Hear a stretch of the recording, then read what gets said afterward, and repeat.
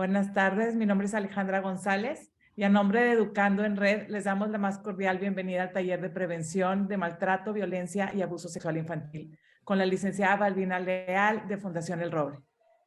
Educando en Red tiene como misión mejorar las capacidades formativas de los adultos para generar entornos favorables para un sano crecimiento y desarrollo de la niñez y de la juventud en México. Actualmente se conforma por más de 85 instituciones educativas de preescolar a media superior. Trabajamos en base a 4 ejes temáticos estratégicos. Uno de ellos es el cuidado de la integridad de la niñez y de la juventud. Por lo que el tema de hoy, prevención del maltrato, violencia y abuso sexual infantil, es de gran importancia para nuestra red. Para el mejor aprovechamiento del taller, sugerimos poner en el formato de hablante al presentador, de ser posible. Agradecemos mantener su cámara prendida. Los micrófonos permanecerán cerrados durante la sesión. Al final tendremos unos minutos de preguntas y respuestas. Para favor de utilizar el chat durante la conferencia para ir haciendo sus preguntas y comentarios. Educando en Red ofrece este taller en alianza con Fundación El Roble, gracias a la generosidad de Fundación Montemayor y a la Secretaría de Igualdad e Inclusión de Nuevo León. Y ahora, antes de ceder el micrófono, agradecería que contestemos una pregunta inicial que aparecerá en su pantalla. La pregunta dice, ¿qué tan informado te sientes en el tema de prevención de maltrato, violencia y abuso sexual infantil? Agradecemos, contesten. Y vamos a esperar a darles oportunidad a que puedan contestar, los que van entrando también. Agradecemos que estén hoy con nosotros.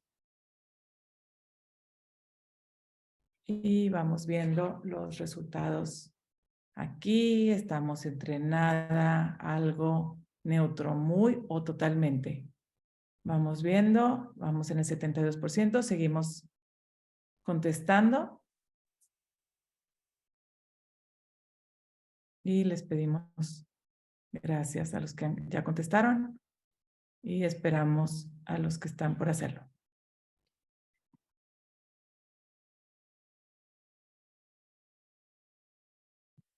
Cuando lleguemos al 90% más o menos, faltan algunas personas de contestar que se los agradeceríamos. ¿Qué tan informado te sientes en el tema de prevención de maltrato, violencia y abuso sexual infantil?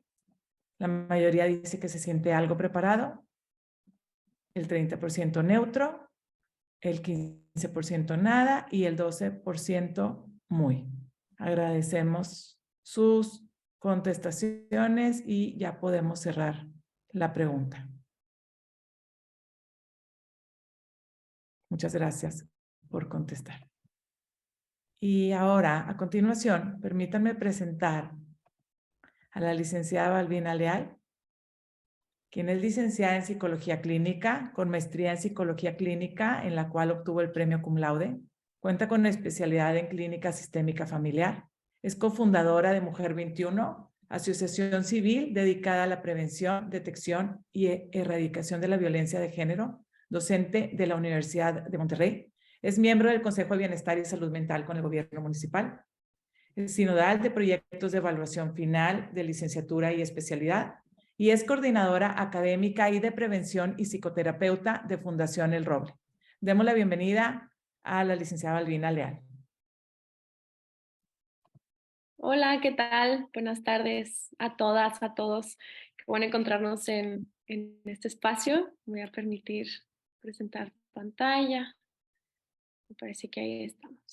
Muy bien, pues mucho gusto a todas y a todos. Me da mucho gusto, mucha emoción estar compartiendo este espacio con ustedes. Yo sé que venimos a hablar de temas duros, ¿no? Temas pesados, temas que nos remueven, que nos confrontan. Entonces quisiera empezar preguntando en el chat, ¿qué emoción nos surge cuando escuchamos prevención del maltrato, violencia y abuso sexual infantil? ¿Qué emoción en este momento me genera escuchar estos conceptos? Les voy a estar leyendo también en el chat. Coraje, rabia, desagrado, dolor, miedo, terror, coraje, claro, preocupación, miedo, impotencia.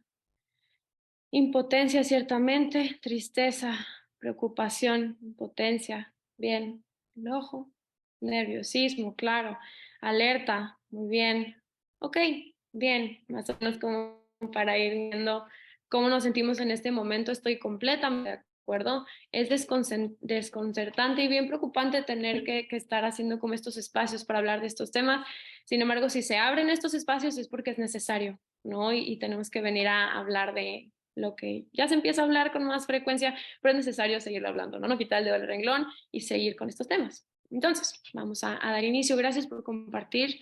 Espero que vamos a ir como midiendo cómo cada quien se va sintiendo en este momento de la conferencia, de la plática, del taller. Vamos a ver si la emoción incrementa, baja, sube. Cómo terminamos, seguramente va a haber partes del taller en donde pueda elevarse como la emoción y también partes en donde pueda sentirse un poquito más estable, acomodada, ¿no? Como la emoción. Muy bien, tengo el chat abierto y voy a estar ahí revisando también. Si surge alguna pregunta, ahí voy a estar revisando. Bien, entonces empezamos con este concepto tan importante que es el maltrato infantil. Lo hemos escuchado un montón, cada vez se habla más y eso es bien importante. Y es importante que conozcamos en cómo estamos parados, comparadas como mexicanas, mexicanos, frente a esta temática tan importante y tan dolorosa, ¿no? Estamos hablando de maltrato que nuestro tejido social está lastimado, ¿no? Y hay personas puntuales, niños, niñas, adolescentes que están sufriendo actualmente este tipo de problemáticas, ¿no? Y como familiares también podemos estar sufriendo un montón de las consecuencias que esto puede traer, ¿no? El maltrato infantil, bueno, México está en el primer lugar dentro de la OCDE en violencia física, violencia sexual, o sea, abuso sexual, y homicidio en contra de niños, niñas y adolescentes menores a 14 años. Tenemos el premio al primer lugar que deja de ser un premio, más bien es un castigo tremendo tener que estarnos posicionando tan arriba, arriba de 33 países como uno de los países más violentos para los niños y las niñas, ¿no? Entonces quiere decir que tenemos mucho trabajo por hacer y es importante mencionar estas estadísticas tan horrorosas porque nos posicionan, ¿no? Como nos dan un sentido de responsabilidad en cuanto a qué hay que hacer ahora.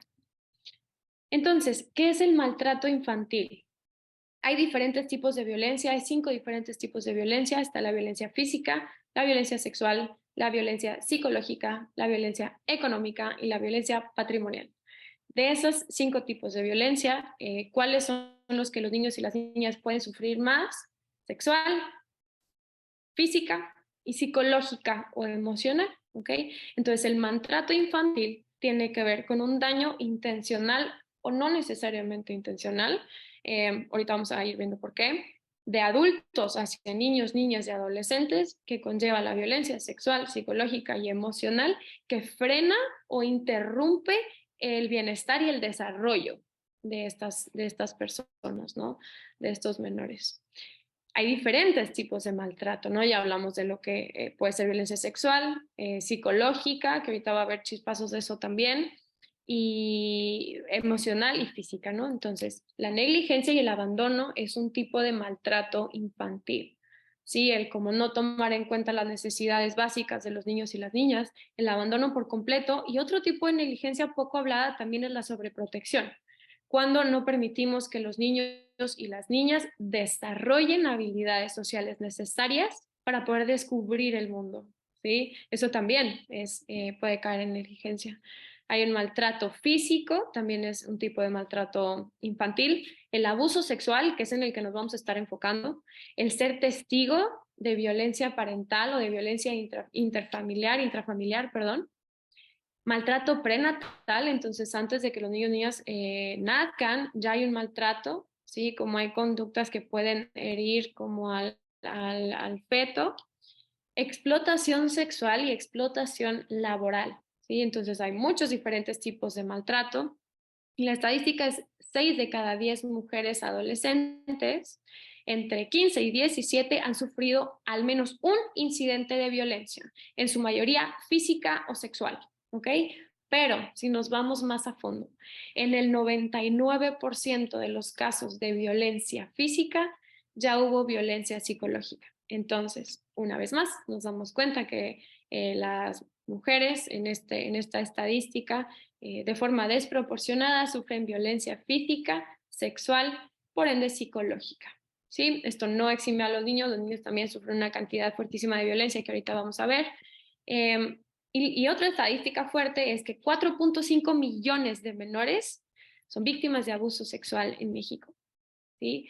Esta estadística del 70% de los casos de abuso sexual suceden en casa ha aumentado. Ahorita la estadística es alrededor del 80%. ¿Por qué creen que esta estadística aumentó en estos últimos años? ¿Qué estará pasando que ha aumentado?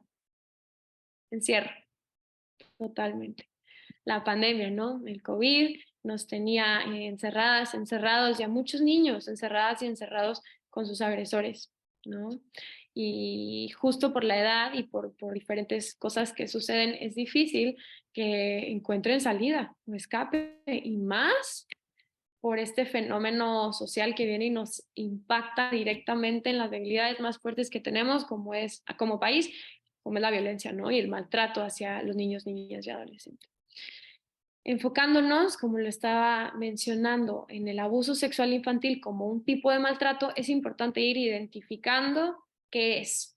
¿Okay? Y es importante hablarlo de forma muy clara, y también me voy a, como disculpar y sincerar un montón con ustedes, que yo sé que es un tema difícil, ¿no? Es un tema bien duro de estar escuchando. Entonces, si en algún momento, con alguna de mis palabras, yo llegara como a herir sensibilidades, me disculpo muchísimo, voy a intentar ser como lo más manejarlo siempre con mucho tacto, como se tienen que hablar estas cosas, pero es verdad que sí voy a utilizar como el lenguaje con el cual se tiene que hablar, que es un lenguaje muy claro, sí, poder identificar lo que es y lo que no es, ¿de acuerdo? Entonces me adelanto a eso, yo sé que estos temas mueven un montón, entonces, bien, seguimos. Detectar el abuso sexual infantil. Dice, el abuso sexual infantil son todos los actos de naturaleza sexual, o sea, que hay un carácter sexual, que son impuestos, y aquí es bien importante, imposición, obligación en contra de la voluntad, por un adulto sobre un niño, que justo por ser niño, niña o adolescente, no tienen la capacidad emocional, cognitiva y conductual de dar consentimiento. Entonces, eso es abuso, cuando hay una obligación de carácter sexual a presenciar, a ver o a actuar algún acto sexual, ¿no? Y este es como un disclaimer bien importante. Puede llegar a haber momentos en donde la manipulación del adulto puede ser tan alta y tan grave que pareciera que hay un consentimiento del menor. Nunca jamás eso va a ser posible. Los niños, niñas y adolescentes no pueden dar consentimiento. En Nuevo León sí, después de los 13 años me parece que es la edad que habría que ver eso. Yo no soy abogada, no conozco a perfección esos temas, pero sé que la edad del consentimiento hasta hace un tiempo era los 13 años. Habría que meditar un poco eso, ¿no? Como sociedad. Si creemos que una niña o un adolescente, una niña o un chico pueden dar consentimiento sexual a esa edad, ¿no? También habla como esta parte de la habilidad para enredar a los niños en estas actividades tiene que ver con una asimetría de poder, ¿ok? Entonces, puntos bien importantes. 3 diferentes tipos de asimetría de poder: de información, de gratificación y de información. Ya dije, de poder, información y gratificación. Y lo voy a bajar como a un ejemplo, ¿no? Hace mucho tiempo a mí me tocó ir a aplicar un taller prueba de una asociación en la que estoy, de trabajar con niñas, ¿no? Niñas en una población muy específica, y hay un montón de violencia ahí hacia los menores, y hay como estas reglas sociales que si las niñas cruzan de una colonia a otra en la noche, ya le pertenecen al otro bando, y entonces ya pueden como tomar control de ellas porque cruzaron esta línea territorial después de cierta hora. Y esta población es más cerca de lo que pensamos. Y entonces estábamos platicando con ellas y empezamos a trabajar temas de prevención, del abuso, del acoso. No, aquí no pasa nada, maestra, aquí nada pasa, aquí todo está súper bien. Y yo, ay, qué bueno que todo está súper bien. Pero entonces seguimos platicando y dice una niña, ¿cómo? O sea, ayer yo iba caminando sola en la noche y un señor me persiguió 9 cuadras. ¿Eso es algo? Y yo, blanca, pálida, ¿no? Como, sí, claro. Entonces, lo fuerte es lo normalizado que está. Las niñas nos decían, ese señor que viene y se sienta ahí en el parque, ese siempre anda queriendo toquetear a los niños. Y es así conocimiento de toda la gente de lo que esta persona hacía y hace. ¿Ok? Entonces está tan normalizado y tan integrado dentro de la sociedad que es como complicado cuestionarlo y hacer algo al respecto. Entonces es bien lamentable darnos cuenta de lo cercano que esto está a nosotras, ¿no? A nosotros como sociedad. Entonces, esta última parte habla como esta habilidad para enredar a los niños y a las niñas en estas actividades no significa que haya un consentimiento, simplemente significa que la manipulación y la violencia psicológica fue tan alta que quiso hacer creer al niño o a la niña que quería participar, pero no es así. Dice, el abuso sexual infantil incluye cualquier actividad con un niño o con una niña en donde no hay consentimiento porque este no puede ser otorgado. ¿Okay? Entonces es un poco el resumen de lo que acabo de decir. Incluye contacto sexual que se consigue por la fuerza o por la amenaza de la fuerza. Entonces te golpeo para que cedas o te amenazo con que te voy a golpear para que cedas. Ambas son un tipo de amenaza, ¿no? Es un tipo de asimetría, ¿no? En este ejemplo que les decía de las asimetrías, vemos una asimetría de poder con ese señor, ¿sí? El señor tenía más poder que esa niña a nivel social. A nivel de derechos, no, todas las personas tenemos los mismos derechos, pero a nivel sensación de poder, se siente que tiene más poder. Una niña de 9 años que va caminando sola en la noche o un señor que la va persiguiendo. Entonces hay una asimetría de poder. Hay una asimetría de información porque la niña evidentemente no sabía lo que estaba pasando, no sabía qué significaba, solamente sabía que se sentía muy incómoda por eso, pero no sabía qué significaba. Entonces hay una asimetría de información, ¿sí? Porque el señor, esta persona, sí sabía lo que estaba haciendo y la niña no. Y finalmente hay una asimetría de gratificación. Alguien la está pasando terrible y tiene un montón de miedo y la otra persona está recibiendo gratificación de lo que está haciendo. Entonces vemos que estas tres asimetrías se presentan de forma muy clara en este ejemplo. Aquí habla como el uso de la fuerza, ¿no? Por ejemplo, en este caso no hubo uso de la fuerza ni hubo ninguna amenaza, pero sigue habiendo una sensación de peligro todo el tiempo, ¿no? Si no es porque la niña corre y porque se despega y se va corriendo, es que a lo mejor logró como prevenir, ¿no? Y escapar de una situación de mucho peligro. Entonces, independientemente de la edad de los participantes, y esta palabra, la verdad es que no me fascina, porque pareciera que en temas de abuso, si hablamos de participantes, es como si hubiera alguien que quisiera participar, ¿no? Como si el niño o la niña no quisiera participar. Entonces, más bien, podríamos hablar como de agresor, agresora, ¿sí? Y de persona que está respondiendo y como sobreviviendo y como moviéndose de esa violencia o violencia inminente, ¿no? Y dice, y en todos los contactos sexuales entre un adulto y un niño o niña, independientemente si el niño o la niña ha sido engañado o si entiende la naturaleza sexual de la actividad. ¿Ok? Entonces quiere decir, niños y niñas no pueden dar consentimiento, eh, ni la manipulación no cuenta como consentimiento. La manipulación es violencia. Y se acabó. ¿Sí? Entonces, ahora sí, actividades sexuales. Hay dos diferentes tipos de abuso, de cómo los podemos distinguir. Con contacto sexual y sin contacto sexual. ¿Okay? Cuando hay contacto sexual, independientemente de si es con vestimenta o sin vestimenta, sigue habiendo un contacto. Entonces, cuando hay contacto oral, genital o anal, cuando hay tacto o contacto con partes íntimas, como puede ser la zona genital, por encima o por debajo de la ropa también, como es un tipo de contacto sexual, cuando hay penetración con objetos o con cualquier otra parte del cuerpo, ¿no? Objetos genitales de forma oral, vaginal o anal. Entonces, también es una forma de violencia sexual. Ya a nivel legal dirían si se estereotipa así, digo si se etiqueta así, pero en psicología lo manejamos como abuso, violación, etcétera.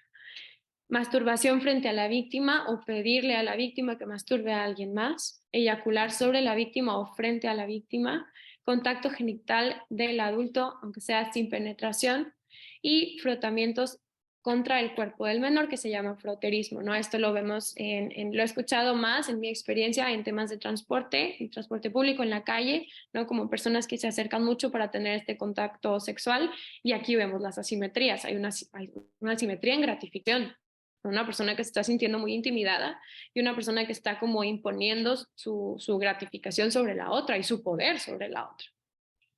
Bien, si hay preguntas, también estoy leyendo el chat, ¿sí? Sin contacto sexual. Entonces, generalmente cuando decimos abuso sexual nos vamos directamente al contacto, ¿no? Cuando alguien toca y si no es acoso. No, también hay un tipo de abuso sexual que es sin un contacto físico y también pues estamos hablando de abuso. Comentarios sexualizados realizados al niño, niña o adolescente, obligar a un menor a presenciar actividades sexuales, o sea, escuchar, ver, obligar. Acuérdense que la palabra clave para distinguir el abuso es la palabra obligación. Cuando una persona es obligada a hacer algo, a ver algo de carácter sexual, estamos hablando de algún tipo de violencia sexual, ¿sí? De abuso, de acoso, pero como estamos viendo, esto es de abuso. Ya, acoso lo veremos también en otro momento para entrarle también a ese tema. Entonces, también como el obligar a ver material sexual explícito, pornográfico a niños, niñas, adolescentes que lo escuchen, actividades sexuales, ¿no? Conversaciones con el menor sobre la sexualidad que estén fuera de su etapa, fuera de su edad, ¿no? Eh, si quisiéramos como explicar temas sexuales por alguna cuestión como de prevención o así, pero que estemos utilizando un vocabulario que nada que ver, que el niño o la niña todavía no pueden entender, se puede llegar a integrar como abuso, ¿no? Hay lenguaje que tenemos que saber cómo utilizar para ver cómo hablar estas cosas con los menores, ¿no? ¿Qué lenguaje utilizan los niños y las niñas para poder entender estos temas, ¿no? Entonces tiene que ver con hipersexualizar, ¿no? Exponer a información sexual, ¿sí? Explícita a niños, niñas que todavía no pueden entenderlo, es como este desarrollo psicosexual, ¿no? Que va avanzando y tiene diferentes etapas.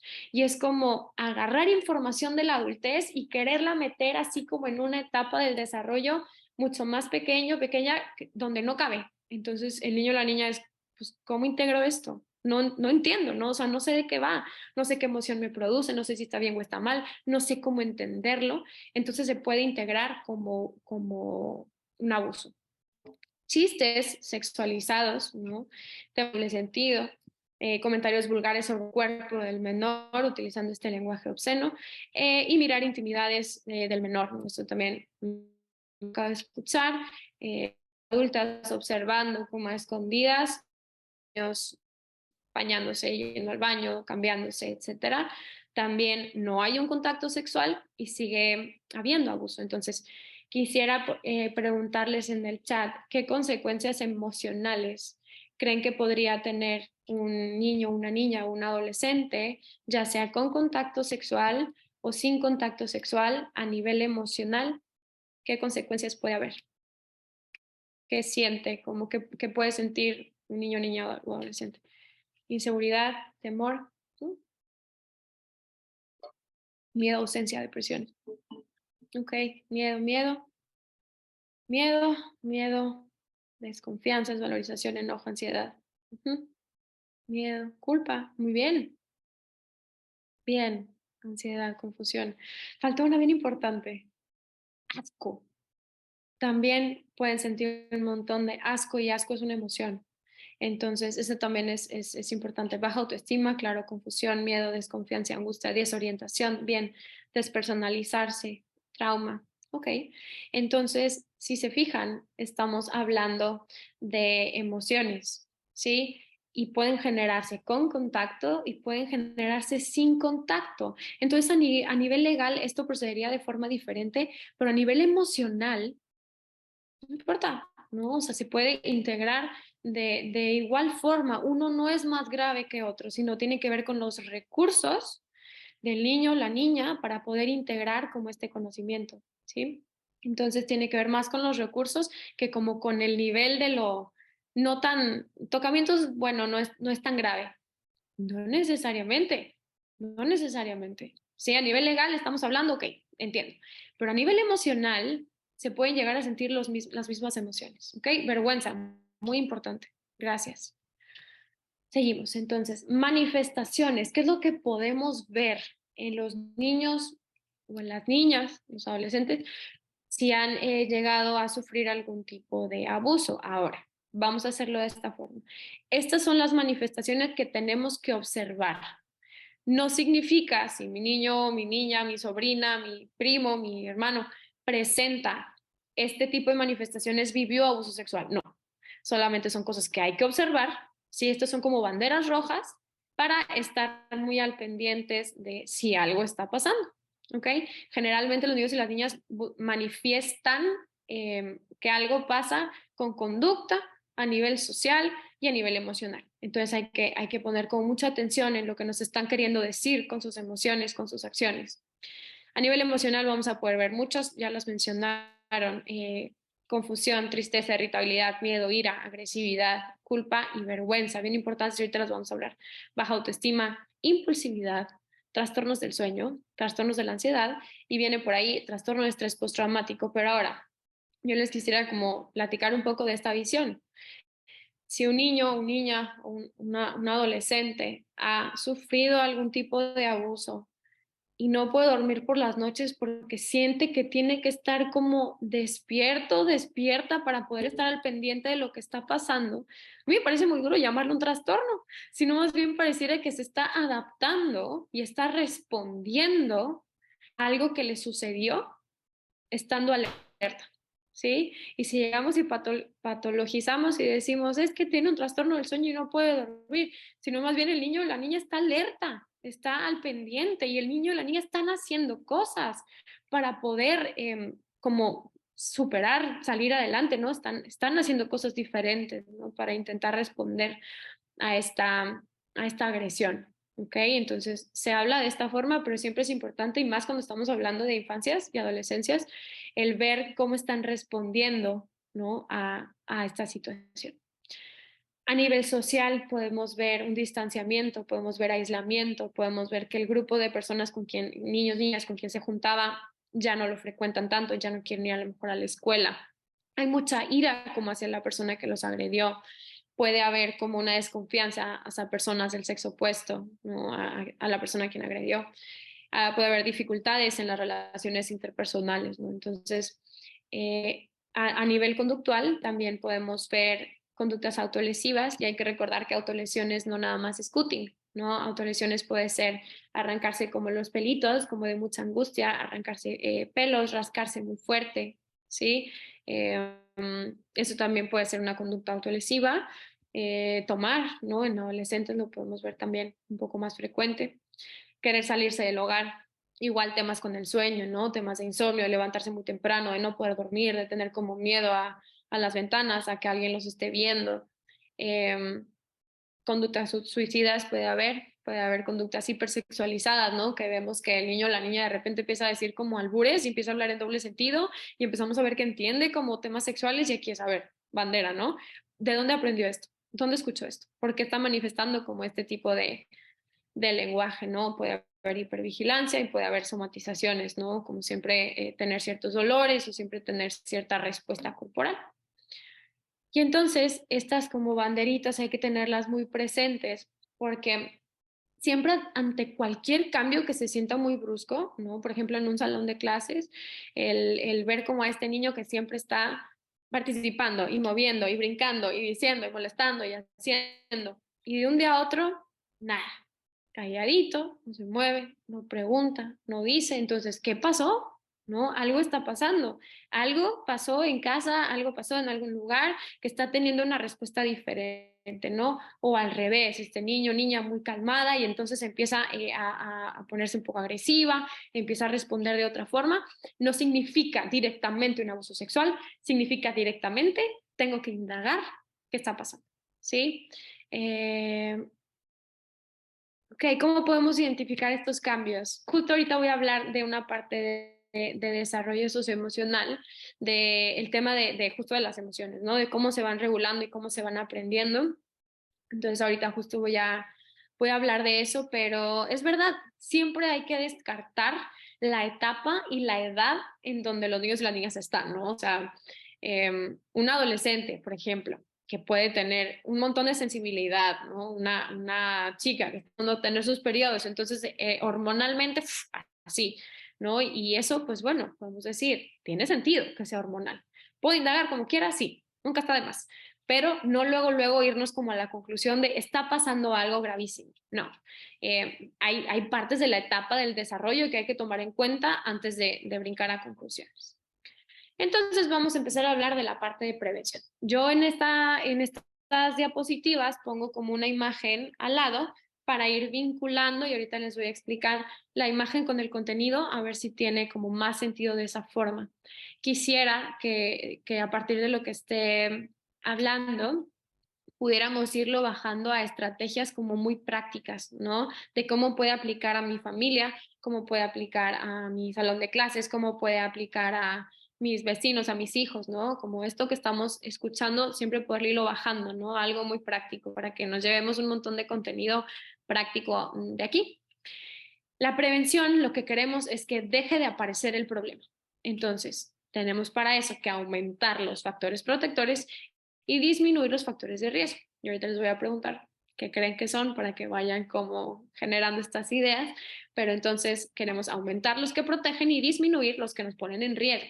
Y los objetivos de la prevención es, obviamente, evitar que pase, detectar a tiempo que pase y cuando ya pasó, detener para que no se vuelva a repetir, ¿sí?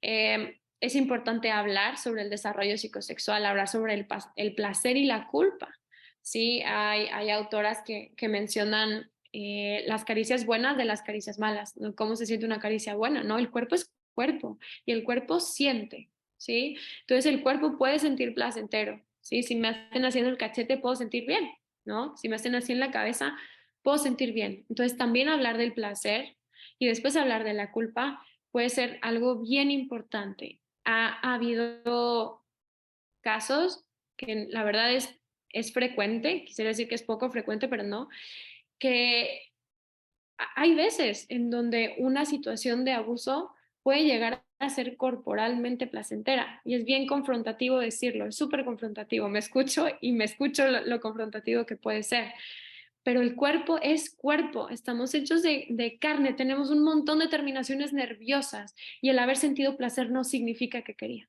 Y no significa que lo estaba buscando. Y no significa que quiero que se repita. Entonces, hablar de caricias buenas y caricias malas puede ser algo muy importante para dar herramientas de prevención fructíferas, ¿no? Hablar sobre la propiedad del cuerpo, de cuáles son las partes del cuerpo que se pueden tocar y que se sienten bien que te toquen, por ejemplo, la cabeza puede ser, sí, las manos a lo mejor ya no tanto, la boca no, genitales no, las pompas, el ano no, la vulva no, sí, el hombro puede ser prolongado, ya no, ¿sí? Entonces, hablar sobre la propiedad del cuerpo. La detección de las redes de apoyo y el manejo de la culpabilidad. Pues ahorita voy a dar 30 segundos para que cada quien con su mano, si quieren pueden levantarla o pueden hacerla de forma consciente.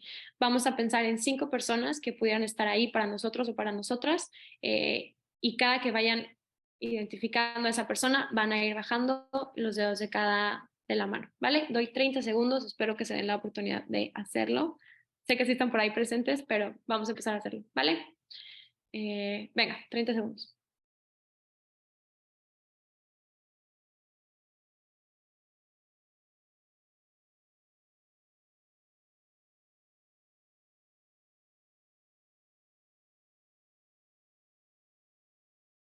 Bien, muy bien.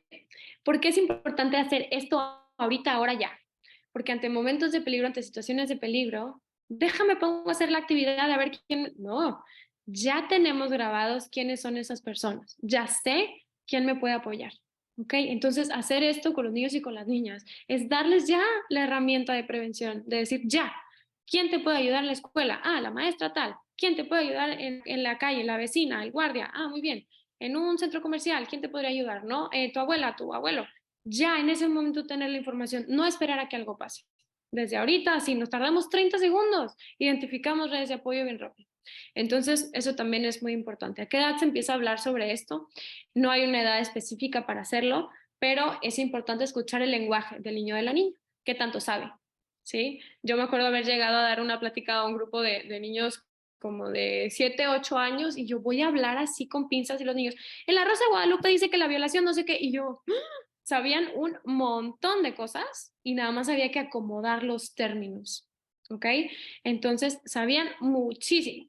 Hay que ver cómo vienen los niños y las niñas preparados, qué lenguaje tienen y desde muy pequeños, por ejemplo, se puede enseñar acerca de la propiedad del cuerpo. ¿No? En la fundación trabajamos con niños de 3 años, llegamos a tener un pacientito de 1 año que le habían estado enseñando esto y al momento en que sucedió reportó. No, él no tenía lenguaje, pero reportó con sus manos y con sus expresiones que algo había pasado y se pudo detener el abuso a tiempo. ¿Sí? Entonces se puede enseñar desde muy pequeños, nada más a nivel vocabulario, hay que tener mucha conciencia sobre cómo podemos hacerlo. Manejo de la culpabilidad también es muy importante y ahorita vamos a hablar de eso. 2 focos rojos que vamos a ver muy frecuentemente en temas de abuso: el secreto y la amenaza. Estos dos van a salir casi siempre, ¿ok? Y están vinculados, parece que es un binomio ahí inseparable en donde entre más uno, más el otro. Por ejemplo, en un tema de abuso, ¿no? Ay, ven a la casa, no le digas a nadie, porque si no, te pego, tu mamá no te va a querer, nadie te va a creer, te van a decir que eres un mentiroso, ¿ok? Entonces, entre más alta y más grande es la amenaza, el secreto se guarda más tiempo. Una vez me tocó trabajar con un pequeño, una pequeña, en donde mencionaba que el abuso había venido por alguien más o menos de la edad. Y entonces dice algo como, pues no dije nada, ¿no? Porque me dijo que iba a matar a mis papás. Bueno, y lo dijo en 1 año. El promedio es de 15 a 20 años, ¿sí? Y eso es bien alarmante escuchar eso, ¿no? Que las personas pueden llegar a tomarse el tiempo de 15 a 20 años para poder revelar una situación de abuso. En este caso fue 1 año. Estaba muy preparado, tenía muchos recursos, tuvo muchas redes de apoyo muy fuertes y eso facilita la revelación. Entonces dice que esta amenaza era que iban a matar a sus papás. Nosotros como adultos decimos, un niño o niña de esa misma edad está amenazando con matar a sus papás, no tiene sentido. Hubieras dicho, bueno, para ese niño o esa niña, escuchar esa amenaza, si voy a salvar la vida de mis papás, me callo la boca. Por supuesto que no voy a decir nada. ¿Ok? Entonces, independientemente de lo real, factible o no factible que pueda ser la amenaza, puede sentirse tan grande que el secreto se puede guardar cada vez más. Entonces, también es importante hablar sobre el tema de los secretos. ¿Sí? Si ya vimos que es uno de los focos rojos, es importante hablar de los secretos. Hay algunas teóricos, que hablan de los secretos buenos y los secretos malos. Si es un secreto bueno, cierro el candado, lo puedo guardar. Si es un secreto malo, abro el candado, lo tengo que decir, ¿no? Por ejemplo, vamos a hacerle una fiesta sorpresa a tu mamá. Entonces, es un secreto bueno, muy bien, lo puedo guardar. Pero esto que estamos haciendo, no le digas a nadie, porque entonces esto que te hace sentir avergonzado, con culpa, no le digas a nadie. Es un secreto malo, entonces lo digo. Pero, pero, ¿cómo suena esto? Oye, no le digas esto que estamos haciendo a nadie, porque tú quieres mucho a tu mamá, ¿verdad? Y tú quieres que tu mamá sea feliz. ¿Tú quieres que tu mamá sea feliz? Entonces, no digas nada. ¿Es un secreto bueno o es un secreto malo? No podemos darles tanta responsabilidad a los niños y a las niñas de identificar cuáles son los buenos y cuáles son los malos, ¿no? No podemos pasar por alto la gran manipulación que puede estar habiendo como del otro lado, ¿sí? Y cómo está jugando con estos conceptos para justo confundir, para hacer que el niño o la niña no hable. Pero no todo es malo, tengo una propuesta también.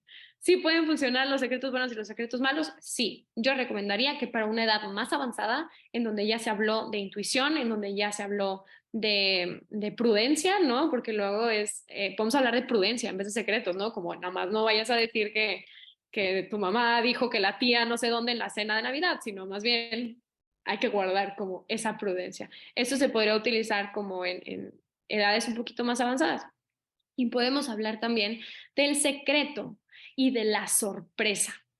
¿Sí? ¿Cuál es la diferencia? Los leo en el chat entre la sorpresa y el secreto.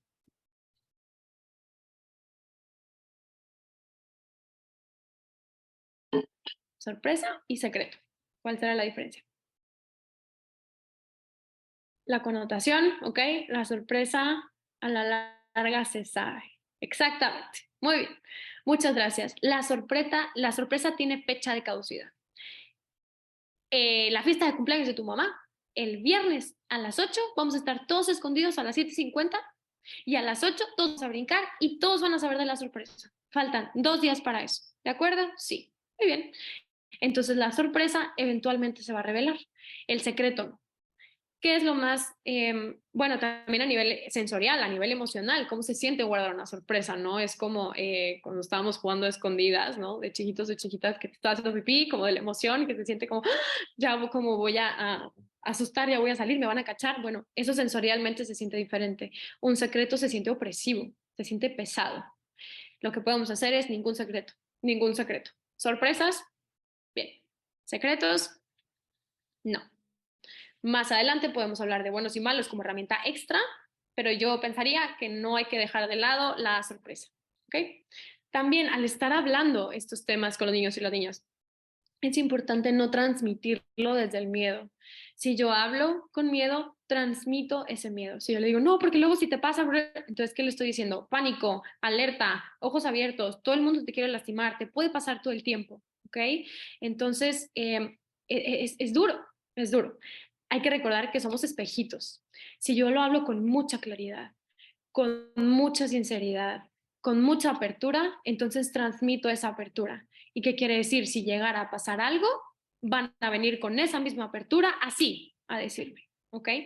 Si se llega a como tardar más tiempo en revelar como ese secreto, no va a tener que necesariamente ver con uno mismo, como yo tuve que haber sido más abierta, no, sino que cada persona tiene momentos y se siente lista hasta cierto punto para poder abrir estos temas. ¿Sí?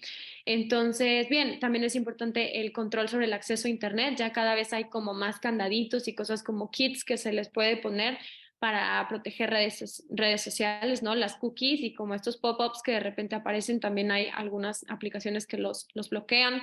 Hay que trabajar con eso, el control sobre el acceso a Internet, ¿no? A lo mejor el uso de tablets, de celulares, de computadoras, de aparatos electrónicos con acceso a Internet, que pueda hacer en un lugar compartido, ¿sí? Acceso a Internet lo hacemos en la sala. Las personas vamos a estar haciéndolo en la sala, ¿sí?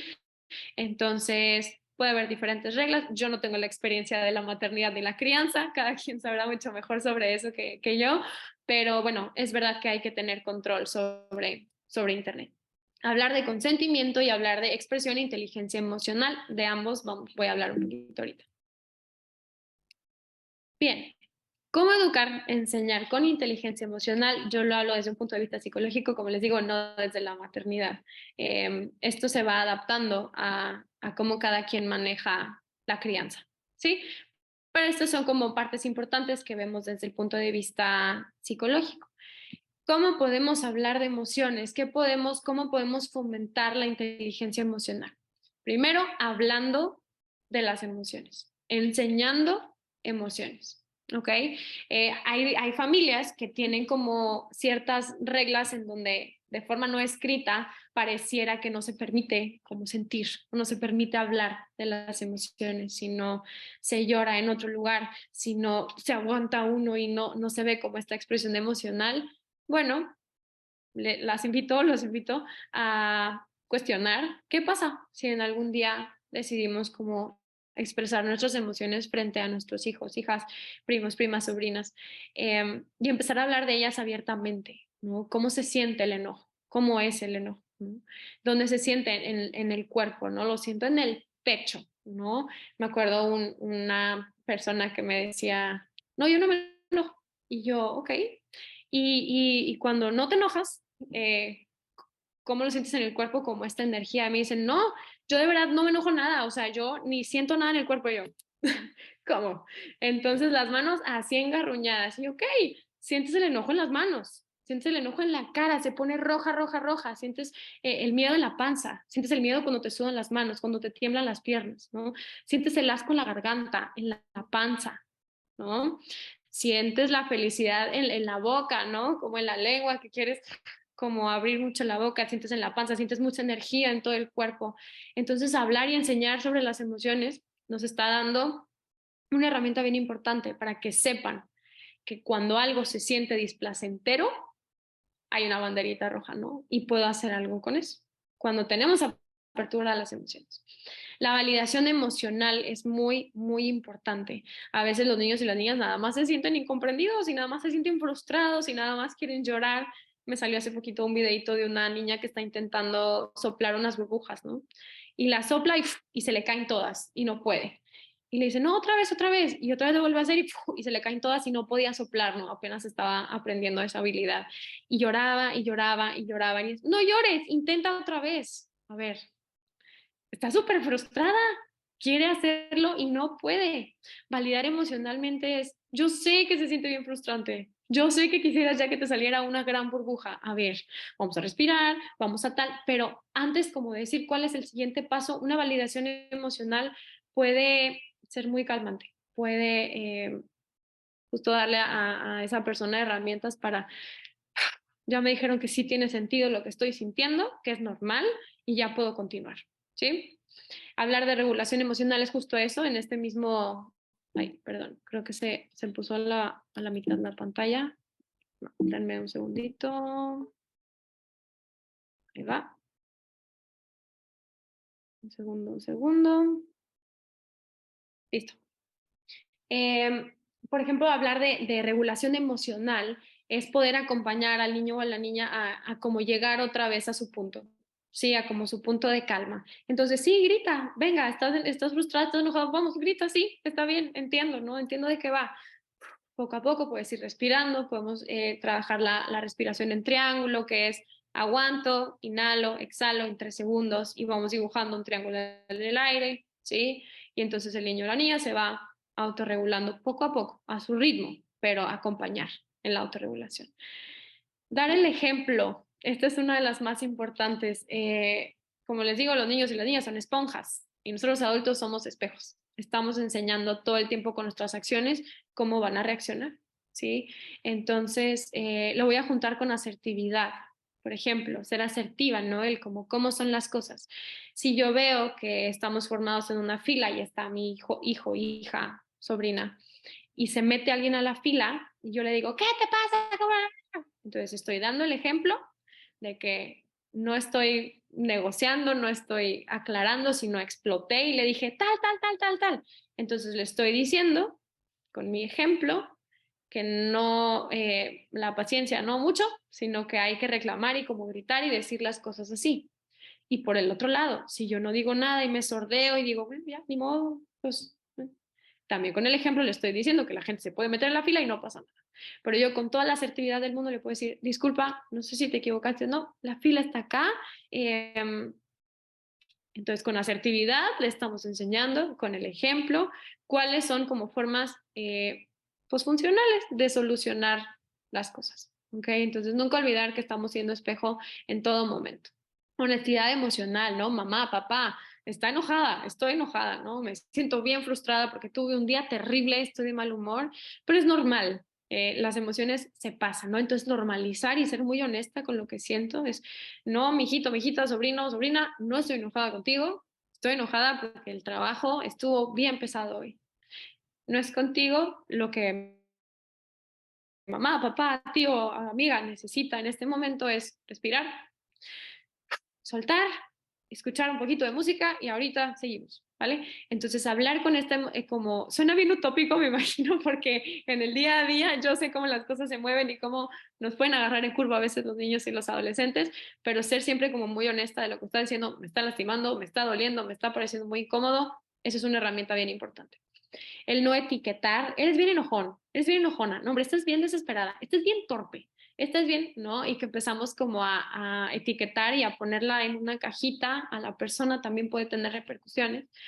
Siempre con empatía, entender qué está viviendo, qué está pasando, ¿no? Empatía con la niña de las burbujas, pues pobre, ¿no? No está pudiendo inflar burbujas y se debe ser bien frustrante, ¿no? Ver que sus compañeritos sí y que ella no, pues sí, empatizo con esa sensación. A lo mejor no como me produce tanta compasión, pero sí puedo empatizar con, pues sí está frustrada, ya intentó 5 veces y se le truenan las burbujas, pues sí, ¿no? Qué molesto, qué desesperante.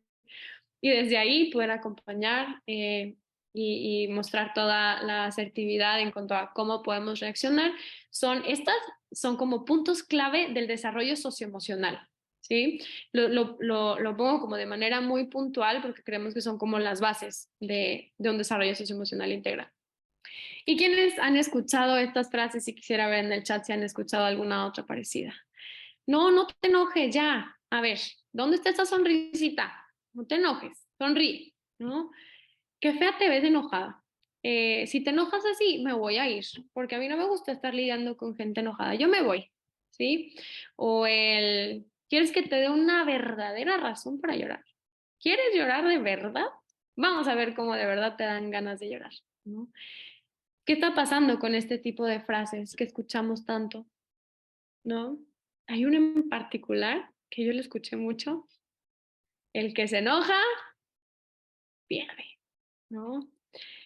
Y podemos llegar a un punto en la vida en donde aprendemos que el que se enoja pierde y que no me puedo enojar porque voy a perder literal. Entonces empezamos a disfrazar el enojo con tristeza, ¿no? Entonces estoy triste, ¿eh? Estoy decepcionada, no estoy enojada, estoy decepcionada. No, estás furiosa, ¿no? Y es válido, pero estas frases las escuchamos un montón y entiendo porque son culturales, ¿no? Y las escuchamos mucho tiempo. Los niños no se enojan, los niños no lloran, ¿no? Las niñas no se enojan, las niñas se ponen tristes, no se enojan. Y los niños no lloran, solo se enojan, ¿sí? También lo hemos escuchado por ahí, muy bien. Que te digan que están chiflados, es que está chiflada. No, a lo mejor todavía está aprendiendo como a regular sus emociones y está pasándola terrible porque todavía no sabe cómo acomodarlas, ¿no? Va mucho más allá de la chiflazón. Calladita te ves más bonita, muy bien, por excelencia esa frase. ¿Cómo identificar si es berrinche por conseguir algo o como llanto normal? Eh, yo pienso que sí vamos a tener que ver un poco como la etapa, ¿no? Ver el detonante y ver también cómo está reaccionando, ¿no? Si vemos así como mirada así perdida de no sé qué hacer con tanto, ¿sí? Entonces hay que dar chance. En ambos casos, ya sea como berrinche, como por llanto por algo, o sea como berrinche o como por autorregulación, sí es importante tener como este acercamiento de, ¿quieres platicar? No, ok.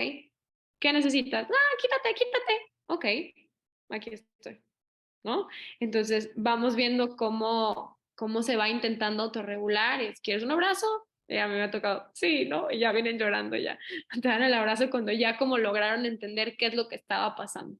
¿Sí? Entonces, creo que también son cuestiones del día a día, todos los niños son diferentes, entonces habría que ver la situación en particular, ¿no? Pero es importante justo dar el espacio y viendo cómo acompañamos a solucionar como esa emoción que está sintiendo tan fuerte.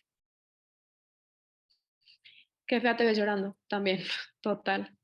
Bien, entonces vamos a hablar de estas tres emociones y sentimientos que vemos muy frecuentemente en temas de abuso.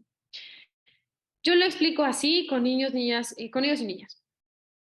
Son monstruitos, ¿no? Vemos que aquí son monstruos y unos se ven más buena onda que otros. Por ejemplo, vemos que el miedo es un monstruo, sigue siendo un monstruo, pero no se ve tan mala onda, ¿no? Puede ser un monstruo con quien sí podrías platicar un ratillo y luego ya te hartas y se va, pero sí podría ser un monstruo más buena onda. Y el miedo es importante explicarlo como desde esta respuesta, ¿no? El miedo es una respuesta ante algo. Podemos actuar congelándonos, podemos actuar corriendo, ¿no? Huyendo, podemos actuar luchando en contra. Y las tres son respuestas válidas, ¿no? A veces decimos, es que el miedo me hizo congelarme, entonces maldito miedo, porque me congelé y no pude hacer nada. A ver, ¿nada? Congelarse es hacer algo, no existe la no conducta, todo el tiempo estamos haciendo cosas, ¿sí? Congelarse es hacer algo y el miedo canaliza justamente esa respuesta como la más funcional para ese momento. La persona decide de forma súper rápida congelarse para protegerse lo menos posible, ¿no? Es bien diferente escuchar una narrativa de se congeló o como no hizo nada, ¿no? Como no hice nada, no me pude defender. ¿Qué hubiera pasado a lo mejor en esta situación hipotética si esa niño hubiera intentado luchar? Estamos hablando de asimetrías de poder, de edad, de fuerza. Mejor congelarse era lo que más podían hacer como para sobrevivir o como para protegerse lo más posible, ¿no? Entonces el miedo es muy funcional y es importante irle quitando como esta como carga de que no funciona y de que no es bueno y de que no nos dio la mejor respuesta. No, hacemos las cosas como, es como un instinto educado, ¿no? El miedo nos dice, este contexto, rápidamente, tengo un león enfrente y yo digo, me dio miedo, voy a luchar en contra. Claro que no, contra un león me voy a congelar porque si salgo corriendo me alcanza, ¿sí? Entonces, es importante utilizar el miedo a favor. Ahora, la culpa. Vemos dos monstruitos, ¿sí? Uno es más malito que otro, ¿no? Uno es más invasivo que el otro. La culpa tiene dos vertientes. Está la culpa restaurativa, ¿sí? La culpa que busca restaurar todo el tiempo y la culpa opresiva, opresora, ¿ok? Entonces, por ejemplo, un niño va corriendo y rompe el jarrón milenario de la abuela, ¿no? El que lleva ahí toda la vida, el que ha sido heredado de generación en generación, lo rompe porque estaba corriendo.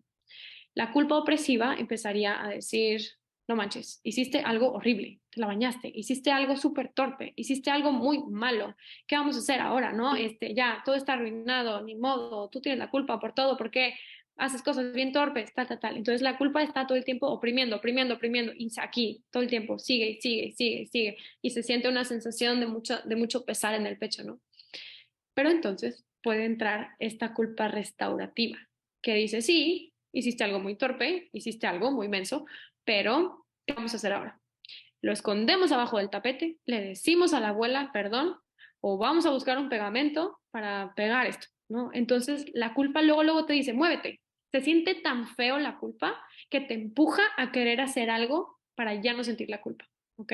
Entonces algo que podemos hacer es siempre intentar trabajar de mover la culpa opresora a la culpa restaurativa. Ok, pasó esto y sientes culpa, ¿qué vamos a hacer ahora? ¿Qué hay que hacer? Hay que pedir perdón, hay que restaurar, hay que meditar, ¿qué hay que hacer para convertir esta culpa en algo que nos dé soluciones? Y esto es la diferencia entre estas dos.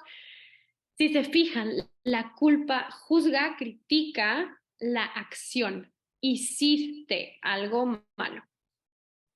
Y la vergüenza, por otro lado, que es este último monstruo que vemos que ya se ve como más feroz, que tiene dientes más afilados, que tiene manos en garra, que tiene las orejas paradas, que está despeinado, que está como en esta posición de ataque. Cuando la culpa dice, hiciste algo malo, la vergüenza te dice, eres malo, eres tonta, eres sucio. La culpa traduce la acción a la identidad. Yo ya no hice algo malo, yo soy mala. Entonces la vergüenza es como un poco más invasiva porque se instaura en la identidad y es como si la fuera envolviendo y envolviendo y envolviendo y empieza a definirse la identidad a partir de la vergüenza narrando. ¿Sí? La vergüenza empieza a narrar, nosotros somos bien tontas, nosotros somos, y empieza a decir cómo es la identidad, pero no es la identidad, es la vergüenza tomando posesión, ¿no? De la identidad, ¿no? Y entonces esta es la diferencia entre estas emociones. Las vemos muy pegadas, ¿no? Si son compañeras, vienen casi siempre juntas y es importante explicarlo desde este lugar, ¿no? Como cuando identifiques un pensamiento de vergüenza que empieza a decir, o si escuchamos que alguien lo dice, hay que cacharla, ¿no? Esto fue vergüenza. Esto no fuiste tú, fue la vergüenza que llegó y dijo, somos malos, somos tal, ¿no? Entonces, lo que más, y así me gusta explicarlo, ¿no? Entre más, o sea, lo que menos le gusta a la vergüenza es cuestionarla, Entre más la cuestionamos, se va haciendo más chiquita. A ver, ¿por qué? ¿Por qué soy mala? ¿Por qué soy tonta? ¿Por qué soy sucia? ¿Por qué tal, tal, tal? Entonces la vergüenza empieza a quedar sin argumentos y nos empezamos a quedar sin argumentos.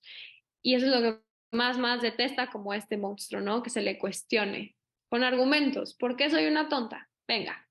Y empezar a dialogar con esta vergüenza puede hacer que se vaya haciendo cada vez más pequeña. ¿Dudas hasta ahí? Parece que no. Muy bien. Entonces, vamos a ver un videíto. ¿Se acuerdan que acá arriba en la diapositiva de los secretos decía consentimiento? Vamos a hablar de consentimiento y van a ver ahorita en este video cómo va a ser todo más que clarísimo. Ahí les va. El consentimiento para niños. Este eres tú. Ok, no se parece exactamente a ti, pero digamos que eres tú y este es tu cuerpo. Y tú, solo tú, decides qué haces con tu cuerpo. Nadie tiene el derecho de decir qué haces con tu cuerpo, ni siquiera tus amigos, ni los extraños, ni los adultos que conoces. Solo tú. Por cierto, eso se denomina autonomía corporal. Y eso es lo que se trata el consentimiento. Todos somos diferentes. A algunas personas les gusta abrazar y a otras odian los abrazos. Y cada persona decide cómo se siente cómoda. Entonces, esto significa que a las personas que les gusta abrazar, ¿pueden salir a abrazar a todo el mundo? No. Ellos necesitan el permiso o el consentimiento de las personas. Pero ¿cómo saben las personas si tienen el consentimiento? Pues preguntando. ¿Quieres que te abrace? Sí, me gustaría. ¿Puedo sujetar tu mano? No, prefiero que no. Ok. Si una persona no dice que sí, ¿Puedo abrazarte? mm, mm, mm, entonces no han dado su consentimiento. Realmente es bastante sencillo. Siempre pide el consentimiento y oye la respuesta. Por cierto, si una persona soborna a otra o la amenaza para que diga que sí, eso no es tener su consentimiento. Algunas veces los adultos tratarán de decirle a los niños qué deben hacer con su cuerpo, Ve y besa a la tía Margot para despedirte. pero es el niño quien debe decidir. No, gracias. Eso me hace sentir incómodo. Solo le diré adiós con la mano. Los niños, al ser niños, no pueden dar su consentimiento en algunas cosas, como en un contrato legal, no pueden votar y no pueden dar su consentimiento sobre temas sexuales. ¿Por qué? Porque son niños. Así que si los adultos dan el consentimiento a cosas que los niños no pueden, eso no está bien. Los adultos están equivocados y no es culpa de los niños. Y es en estos casos donde es importante que se lo cuentes a un adulto que confíes, como a tu profesor. ¿Por qué? Porque es tu cuerpo. Y nadie tiene el derecho a decirte qué debes hacer con él. Practica el consentimiento. Súper. Quisiera ver también en el chat qué les pareció el lenguaje que utiliza este videito. Está enfocado en niños, pero díganme si no nos quedó clarísimo lo que es el consentimiento también a los adultos, ¿no? Entonces, habla de que el consentimiento en niños pues no se puede, ¿no? ¿Cómo van a firmar un contrato legal? No se puede. Entonces, también como el de imponer, como el no, saluda, dale un beso, a ver, dame un beso. Le estamos diciendo, las autoridades te decimos qué hacer con tu cuerpo. ¿Sí? Entonces es importante y eso lo escucho muchísimo, muchísimo y lo entiendo perfecto porque es también muy cultural, ¿no? Y queremos como este cariño de los niños, pero a lo mejor no están listos o no quieren y es muy válido y es necesario que desde pequeños sepan que pueden decir que no y pueden cuestionar como estas autoridades que les dicen, no, sí, tienes que hacerlo, ah, pero ¿por? Porque sí, o sea, como el poder cuestionar y tener como estos diálogos y que tengan la posibilidad de decir que no es un factor protector muy, muy bueno. Sí podemos pasar la liga, déjenme lo paso de hecho justo ahora. Ahí está, si no, el video se llama Consentimiento para niños. ¿Sí? Hay un cuento también, si les llama la atención, se llama Mi cuerpo es mío. La verdad no tengo la autora presente, pero así se llama el cuento, no hay mucho pierde. Y está muy lindo, habla de todo, del cuerpo, enseña las partes del cuerpo, habla de la sexualidad, habla de como toda la parte de defensa. Entonces el cuento se llama Mi cuerpo es mío, la autora se los debo, pero si quieren revisarlo debe de salir por ahí. Bien, entonces, El consentimiento para mí. ahí va. Muy bien, vamos a hablar acerca de los factores protectores y factores de riesgo. Quisiera que me digan intuitivamente cuáles creen que pudieran ser los factores protectores y cuáles creen que pudieran ser factores de riesgo. Ya mencionamos algunos de cada uno, pero quisiera que pudiéramos ir identificando qué podría ser un factor protector y después un factor de riesgo. Lo pongo aquí como paraguas, ¿no? Como algo que nos protege, y de riesgo algo que nos puede, pues, poner en riesgo. Confianza para contar todo sin ser juzgados, súper bien, gran factor protector, muy bien. 10 puntos. Irse a dormir a casas, ok, puede ser un factor de riesgo. Redes de apoyo, muy bien. Padres presentes emocionalmente disponibles, muy bien, esa parte. Fomentar la comunicación, muy bien. Escucha, muy bien. Protección. ¿Con quién se siente seguro el niño o la niña? Muy bien. Blindaje emocional, ok. De riesgo, ok. Las partes del cuerpo por protección, muy bien, protección, lazos familiares, muy bien. Me gustó esto como emocionalmente disponibles, porque podemos estar disponibles, pero es importante también emocionalmente estar ahí, ¿no? Reconocer el tipo de caricias, muy bien. Comunicación, niños, niñas, muy bien. Claridad, reconocer, muy bien. Perfecto. Bien, vamos a empezar con los factores protectores. Confianza personal. Entonces, confianza personal, que conozcan los recursos que los niños y que las niñas tienen. Hay que imaginar que cada persona, todas las personas tenemos como una caja de herramientas, ¿no? En esta caja de herramientas utilizamos cada una de ellas para poder solucionar ciertos conflictos, temas que se nos puedan presentar, ¿no? Entonces, ¿qué pasa si yo tengo un martillo y es el que sé utilizar? Si nada más tengo un martillo, todos los problemas tienen cara de clavo. Entonces todo voy a querer solucionar con ese martillo. Entonces seguir llenando esa caja de herramientas y cómo cada una de ellas me puede servir para diferentes cosas, ¿no? La fortaleza, la determinación, la valentía, la responsabilidad, la empatía, el análisis, ¿no?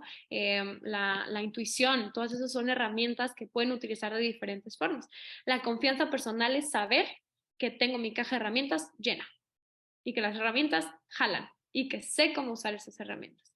Y eso viene junto con pegado con la visión positiva de sí mismo o sí misma.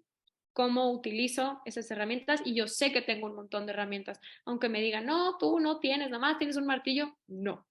¿Sí? Y eso es prevenir también la violencia psicológica. Un poco de la manipulación es como el nadie te va a creer, no vas a poder, no vas a salir de esta, no digas nada porque tal. Entonces, el que tengan esta visión positiva y que tengan la confianza de que sí pueden solucionar cosas, ya es como muchos pasos adelante en que sí saben que van a poder solucionarlo. Nada más hay que ver cuáles van a ser los pasos. Habilidades socioemocionales, lo que venía hablando hace unas diapositivas, el tema de la resiliencia, como esta capacidad de seguir sanando y salir adelante de situaciones complicadas, y también el que haya logros escolares o deportivos. Y lo voy a poner en un ejemplo que a partir de este verde van a tener sentido también todos los demás. Por ejemplo, estar en un equipo deportivo. Resiliencia, cuando pierdo. Cuando pierdo y mi equipo quedó en último en el tablero y nos golearon 18-0 y fue horroroso, ¿no? Entonces, esa resiliencia de decir, bueno, por el otro partido ojalá ya sea 10-0 en vez de 18-0, ¿no? Como, bueno, seguro. Habilidades socioemocionales. Si gano el partido, le voy a ir a todos los demás, mira cómo gané, cómo tú perdiste al otro equipo. No.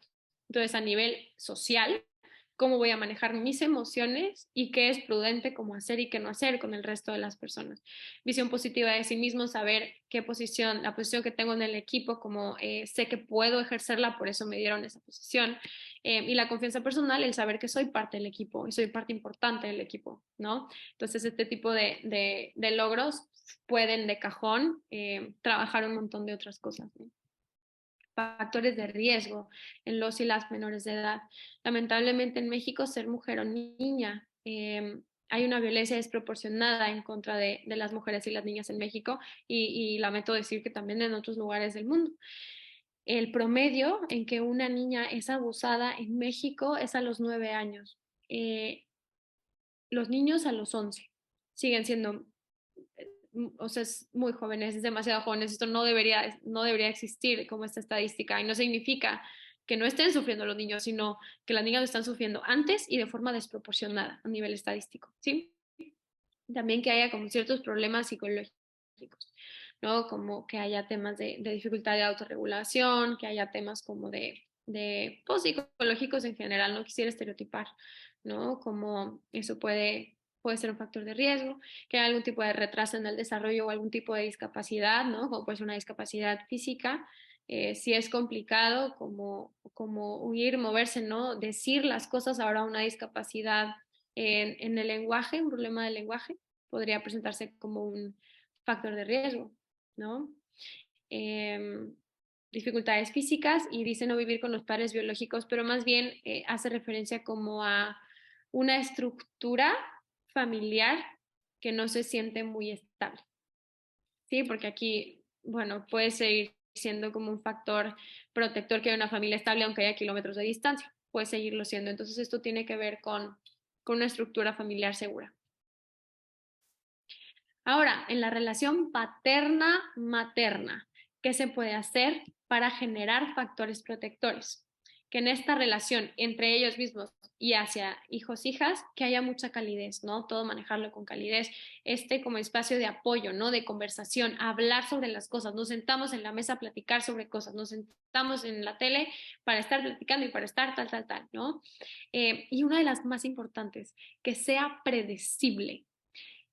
Por ejemplo, el que sea impredecible podría ser mis papás se pelearon y yo no sé si mi mamá va a salir corriendo de la casa y no va a regresar hoy, o yo no sé si mi papá va a gritar y va a aventar algo, o yo no sé si se van a sentar conmigo y me van a decir no pasa nada, todo tranquilo. Yo no sé qué va a pasar, porque un día es así y otro día es así, entonces quién sabe.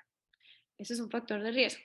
Que sea un factor protector la predecibilidad es el que sabe el niño o la niña que si se sienta con sus papás, lo van a escuchar, ¿sí? Van a estar abiertos, van a hablar de emociones, van a acompañar.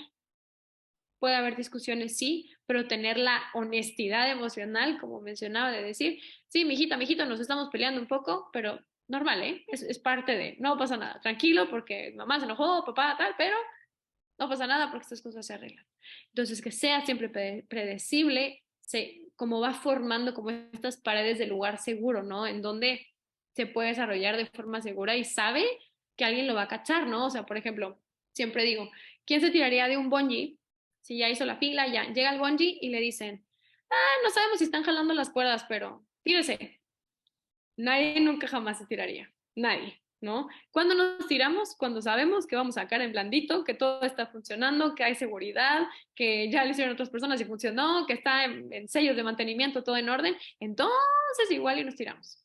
Pero uno no se tira si no sabe que va a caer, que va a estar seguro después. Entonces, asegurar que esa persona va a caer como en blandito, que todo va a estar bien, entonces eso incrementa muchísimo las posibilidades de revelar, ¿no? De hablar, de comunicar lo que puede estar pasando. A nivel de educación, o sea, en espacios educativos, académicos, siempre desde el respeto, obviamente, parece bastante obvio, pero ha tocado escuchar de todo. El siempre valorar y validar, ¿sí? Como las aportaciones, como las cosas que pasan. Ya hablamos un poco de validación emocional, lo importante que es, y siempre trabajar desde la dignidad de todos y de todas, ¿no? Por igual. Y finalmente a nivel social, ¿qué es importante hacer? Pues generar espacios para hablar sobre estas cosas, poder cuestionar, poder aprender, tener atención social a este tipo de problemáticas, ¿no? ¿A qué centro me puedo yo acercar cuando tenga este o este problema? dar una educación sexual integral y hablar acerca de los derechos de las infancias y de las adolescencias, ¿no? Una vida libre de violencia, derecho a la educación, derecho a que sean felices, a que jueguen, a que, ¿sí? Entonces, proteger como estos derechos también es un factor protector en la sociedad. Factor de riesgo a nivel social. Lamentablemente la facilidad que hay para accesar a contenido sexual explícito, a pornografía, también es un factor de riesgo muy alto. Expone a los niños y a las niñas a contenido sexual explícito que no pueden entender y que no pueden asociar y que pueden empezar a tener como un despertar sexual, como viene por acá, favorecer un despertar sexual en la infancia. Sí, eso también es un factor de riesgo. Que haya bajas sanciones a los perpetradores. Hasta hace un par de años, la estadística es que 10 de cada 1000 agresores reciben algún tipo de condena. 10 de cada 1000. Tremendo, ¿no? Que haya políticas débiles ante la igualdad de género y que haya estructuras de dominación masculina en donde no se toman en cuenta las experiencias y las historias de las niñas y las mujeres. Ahora vamos a hablar de casi esta última parte, que es uno de mis temas, la verdad, favoritos. ¿Por qué? He de decir que en la gran mayoría de los casos que me ha tocado a mí trabajar con temas de abuso, es más dolorosa la revictimización que el abuso mismo. ¿Ok? Entonces, ¿qué es la revictimización? Como vemos está el prefijo re, que es de revictimización, o sea, de algo que se repite. Victimización es una persona que sufre algún tipo de violencia. Entonces, revictimización es darle a la persona una razón más para ser víctima, volver a violentar o darle ese papel de víctima, ¿sí? A esa persona, a ese niño o a esa niña. También se le llama doble victimización o victimización secundaria. Como yo entiendo, la revictimización es un sufrimiento añadido, ¿sí? A algo que ya estaba mal, que ya se sentía mal. Por ejemplo, una cubeta de agua. Me pasa algo y bien duro, ¿no? Un tema de abuso, un tema de violencia y me cae un montón de agua y ahí estoy cargando. Y llega alguien más y me dice, ay, pero seguro estás mintiendo y me echan más agua. Y pasa otra cosa y me dice, no pasa tu proceso penal porque no hay pruebas suficientes. No sé, hay una exposición a como no sé, a temas, no sé. ¡Pum! Más agua. ¿Y qué pasa? Truena la cubeta, ¿no? Se cae todo el agua, se derrama y se sintió una gran crisis de algo que se fue aumentando con el tiempo. Ya había como una dolencia inicial, una violencia inicial que se va aumentando por diferentes agentes, ¿ok? Entonces dice, el proceso en que una víctima experimenta daños sociales, legales, después de un primer evento de violencia, ¿ok? Cuando te dicen de seguro fue tu culpa, justamente eso. Entonces hay un sufrimiento añadido a un sufrimiento inicial por parte de instituciones profesionales, ¿sí? A nivel social, en cómo atender y cómo darle seguimiento a la víctima. Entonces, dice, se empieza, ¿sí me veo? Sí. Se genera cuando un primer evento de violencia es mal manejado. Entonces es el mal manejo de un primer evento de violencia que resulta en un segundo evento de violencia, ¿ok? Que genera cada vez más y más y más sentimientos displacenteros. Y aquí lo imagino como una línea del tiempo. Primero hay un niño, una niña que revela que vivió una situación de abuso sexual en la infancia, ¿sí? Entonces, ¿quién fue el agresor en este caso? El abuelo. Pasa el tiempo, le dice a su mamá al revelarlo y la mamá le dice, no te creo. Seguro no. Seguro estás mintiendo. Seguro te confundiste. Seguro es un invento. Seguro tal, tal, tal, tal, tal. Entonces ese agresor se vuelve la madre, ¿sí? Por así decirlo. Este segundo agresor, como viene acá, puede ser una institución. Podemos ser los psicólogos y las psicólogas ante un mal manejo, ¿sí? Y no estar acompañando como a la persona como se debería y hacerle creer que sí tiene la culpa por los tipos de preguntas que hacemos, ¿ok? Tiene consecuencias sociales, jurídicas, económicas de una primera violencia que ya fue revelada. ¿Ok? Entonces tiene de todo tipo de consecuencias, lamentablemente, y como les mencionaba, puede llegar a ser más traumática que un primer evento de violencia, que el abuso mismo, ¿sí? Por ejemplo, a mí me han llegado a comentar, a decir, es que a mí me dolió un montón lo que me pasó, pero lo que más me dolió fue que cuando le dije a mis amigas, me dijeron, ay, pero tú estabas borracha, ay, pero tú de seguro querías, o no me creyeron, ¿sí? Entonces, trabajar con ese dolor secundario, como de estas figuras como de protección, de red de apoyo, terminan generando un sufrimiento añadido. ¿Mm?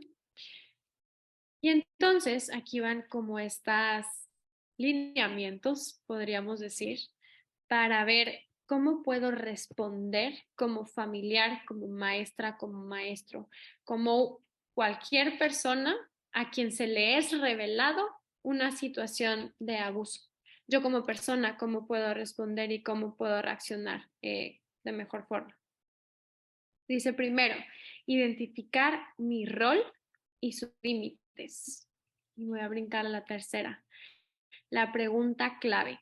Llega alguien y me revela una situación de abuso. Algo que es bien importante mencionar es, ¿qué necesitas? Necesito que me escuchen. Bien, me está dando mi rol así. Escucha. Yo soy quien va a escuchar. Y ese es mi rol. Porque a lo mejor me dice, a lo mejor yo asumo que lo que quiere es que la canalice, que le saque una sesión con la psicóloga, que busque abogados y no, a lo mejor la persona nada más quería que estuviéramos en silencio, escuchando, validáramos emocionalmente y ya. Y queramos estar solucionando, y eso también puede ser revictimización. ¿Ok? Entonces, ¿qué rol nos está dando la persona? Es verdad que cuando son niños, niñas, adolescentes, sí puede ser muy claro lo que necesiten como ante un momento, a lo mejor dicen esto que me escuches, si tenemos que hacer otros procesos como adultos responsables, bueno, los hacemos, pero lo primero es preguntar emocionalmente, ¿qué necesitas de mí? Un abrazo, ok, bien, y nos están diciendo qué necesitan de nosotros y cuáles son los límites de mi rol. Si a mí me lo revelan en un salón de clases, ¿no? Si a mí me lo revelan en algún lugar, no sé, de la nada. ¿Cuáles son los límites? ¿No? Si yo como maestra me lo dicen en un salón, yo puedo ir a confrontar al agresor, decir, sí, yo soluciono, no te preocupes. No, a lo mejor mi rol es otro, a lo mejor mi rol es canalizar y reportar a la directora y hasta ahí, y dar seguimiento emocional, ¿sí? No lo sé, es un ejemplo, pero hay que ver hasta dónde llega nuestro rol y los límites. Escucha activa sin interrupciones, ¿no? También me ha tocado mucho escuchar como en revelaciones, ¿no? Primeras revelaciones de un tema de abuso.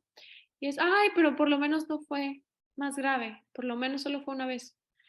No ha terminado de hablar y ya estamos intentando como justificar y como quitarle el dolor y como decir, bueno, pero no fue tan grave, hay que recordar que esa es nuestra necesidad.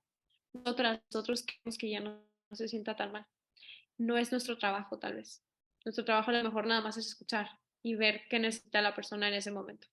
Escucha activa sin interrupciones es muy importante. Dejar que la persona vaya elaborando su historia, el niño o niña vaya elaborando su historia como puede. Podemos ir guiando con ciertas preguntas, sí, y tomar como pausas y ir escuchando lo que realmente necesita. Mostrarse cálido y afable, como siempre, sin dejar el papel que me corresponde. Mostrar interés y aceptación por esta persona que ha sufrido y por la experiencia, o sea, aceptación, entiendo, me duele como que esto te haya pasado, ¿no? Como el poder luego empatizar con la emoción, o no puedo entender lo que se siente, pero quisiera y estoy aquí, ¿ok? Ajá, exactamente. No, hombre, no lo tocaron, nada más le enseñaron pornografía. De buenas que nada más fue eso. Entonces hay una minimización de una experiencia y también es revictimización, ¿ok? Minimizar, culpar, señalar, exponer, todo eso representa revictimización. Mostrar interés y aceptación, ajá. Cuidar lenguaje no verbal, ¿no? Me está contando y estoy así, ¿no? O sea, casi que yo he visto gente casi con ajá, y luego, y así, no quiero escuchar, así, no quiero ver, no, ay, no me digas, y le estoy diciendo literal, no me digas, ¿sí? ¿Qué estamos diciendo? Eso es bien importante, ¿no? ¿Qué estamos diciendo? ¿Cómo nos mostramos? ¿Qué postura tenemos? Es importante tener una postura abierta. Si es un niño, niña o adolescente, hay que ponernos a su tamaño, o me pongo en cuclillas para verlo como al mismo tamaño, no generar estas asimetrías simbólicas, sino ponernos al tamaño. validar la valentía de haberlo revelado, haberlo denunciado. No me imagino que no debe haber sido nada fácil como este proceso que estás llegando y que me lo puedas estar platicando ahora es algo que le doy un montón de importancia y de valor, etcétera. Preservar al máximo los derechos de la persona que está sufriendo, sin intromisiones a su privacidad, su vida pasada, la vida que tenía. Esto lo escucho mucho en adolescentes. No, hombre, es que era bien borracho. No, hombre, es que era bien, nunca seguía instrucciones. Siempre se andaba volando las clases. Siempre no sé qué. Siempre fue bien rebelde. Oye, sufrió un abuso. ¿Cómo? Sí, entonces no intromisiones, sino nada más escuchar cuando nos toca escuchar, ¿sí? No indagar más de lo que me están dando apertura. Nunca mencionar aspectos que puedan interpretarse como justificación, como justo que está diciendo, no, pero por borracha, por la que traías puesto, porque el niño ni se defiende, porque ni sabe nada, porque no le enseñan. No.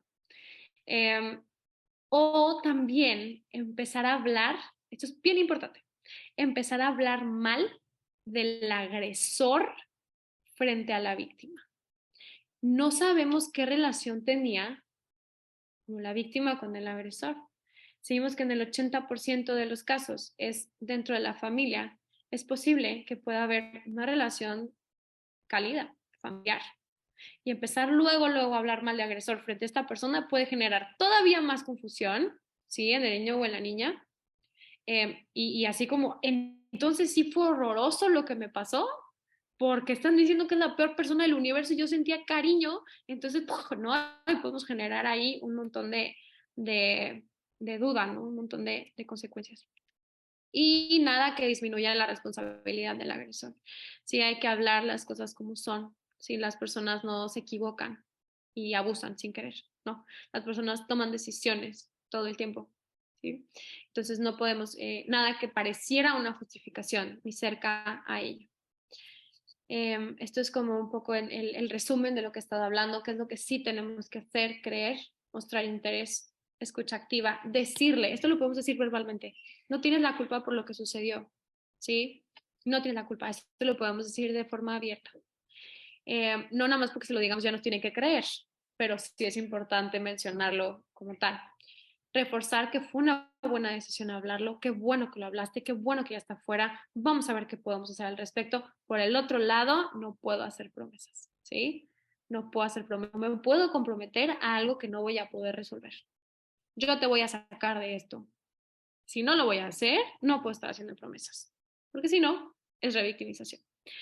Mostrarse calmado, calmada y comprensiva, asegurarle la protección. Eso sí, a esto podemos como asegurar que te protejan, si es con tus papás, si es en algún refugio, espacio, albergue, lo que sea, si es con una familiar cercana, sí puedes llegar a estar seguro, como vamos a hacer lo posible por estar seguro, ¿no? Que es diferente a decirle yo te voy a salvar la vida y todo va a estar perfecto. Eso no. Bien, hacerle sentir un espacio seguro y reforzar la valentía. Por otro lado, pedir detalles, nunca jamás. Si no nos los están abriendo y no es nuestro lugar, como a lo mejor dentro de un espacio clínico, entonces no tenemos por qué saber detalles, ¿no? Si es un proceso legal, bueno, entiendo. Fuera de eso, no es necesario, ¿no?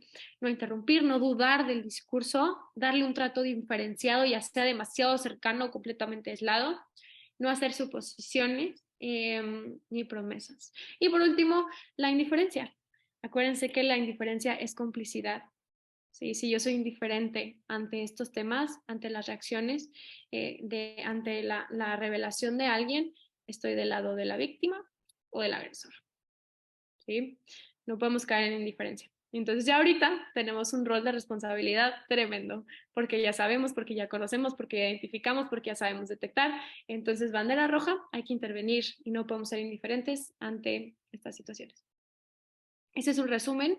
Si quisieran darle pantallazo, para eso es esta diapositiva. Este es un resumencito de lo que hemos estado platicando, ¿no? Y enseñar a no compartir información personal, reconocer partes del cuerpo, observar los cambios en la conducta, inteligencia emocional, explicar sobre el abuso de acuerdo a la edad, no dejarlos solos o solas, desconfiar hasta de los familiares y amigos. Es una muy dura, pero ya escuchamos las estadísticas.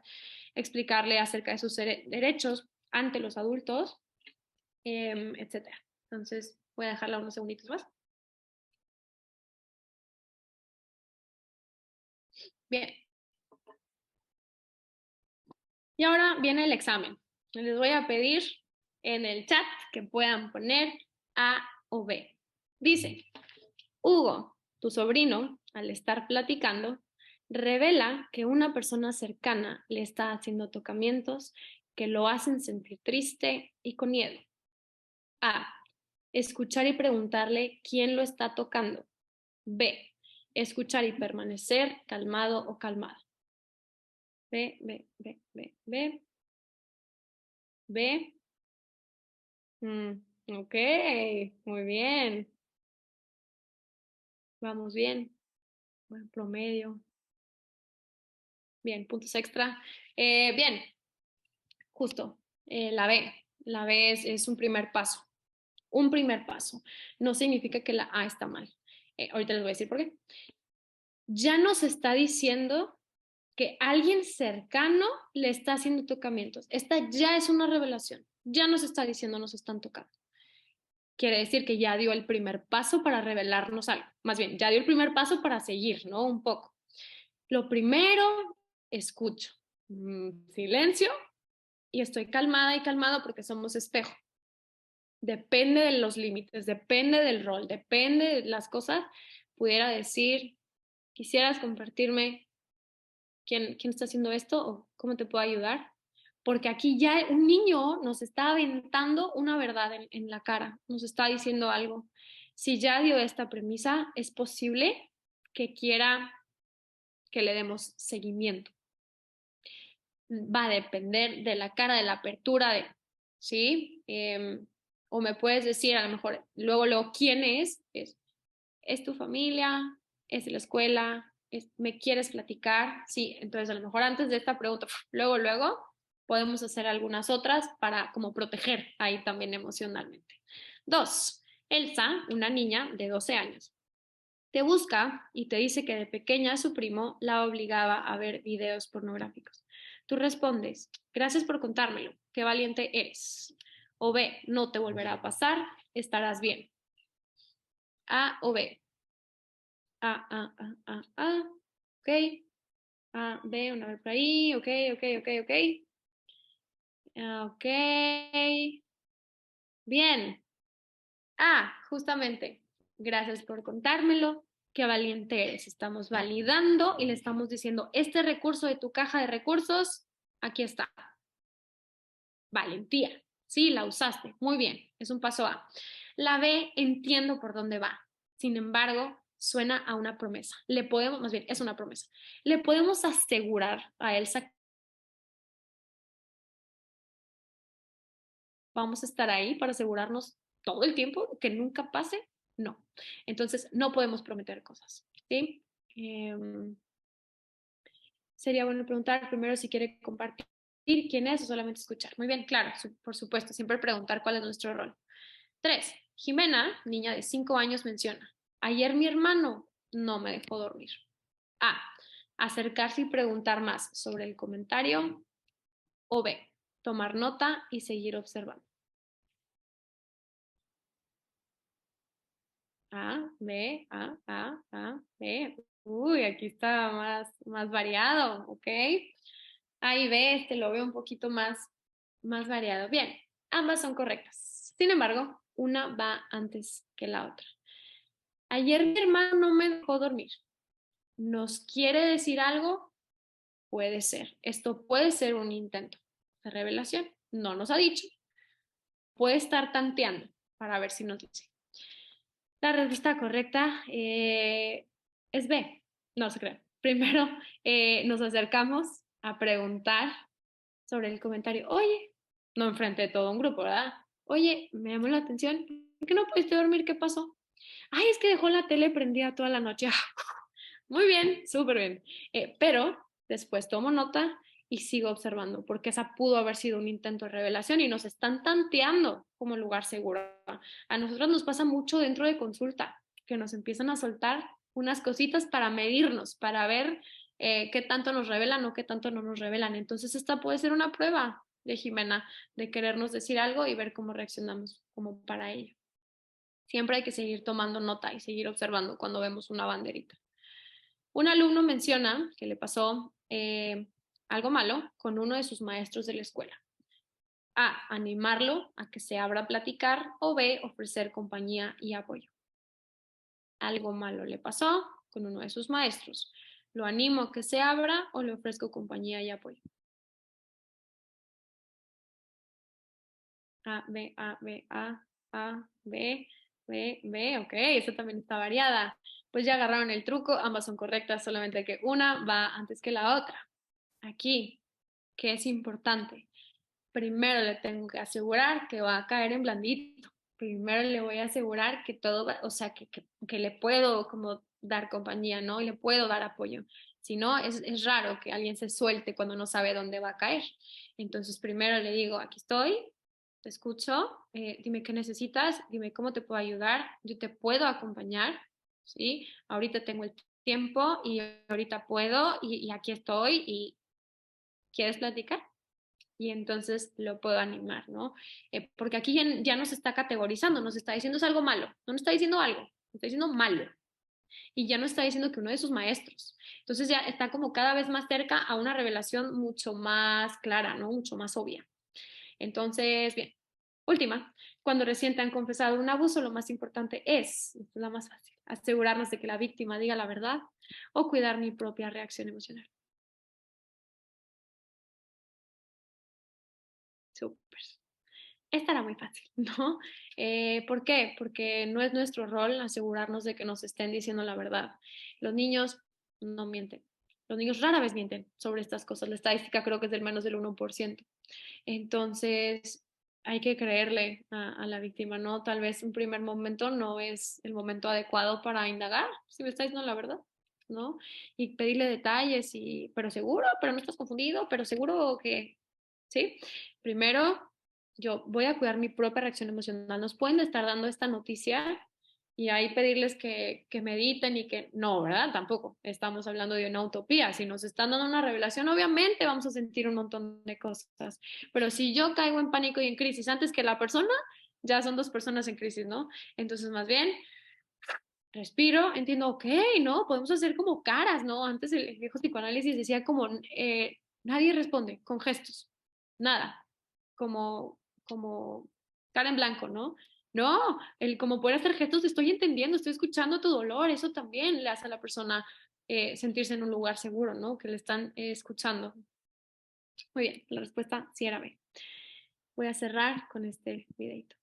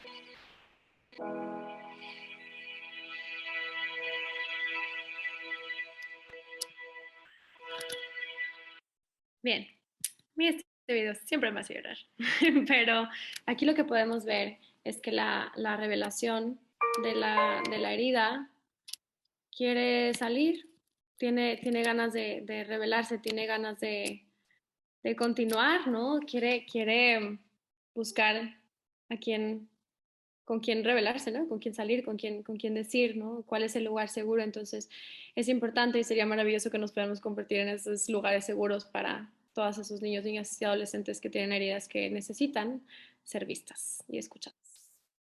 Muchas gracias a todos y a todas por haberme escuchado y compartido este espacio. Espero no haberles atiborrado de tanta información. Les dejo por acá los teléfonos de la Fundación para cualquier cosa que necesiten. Ahí estamos.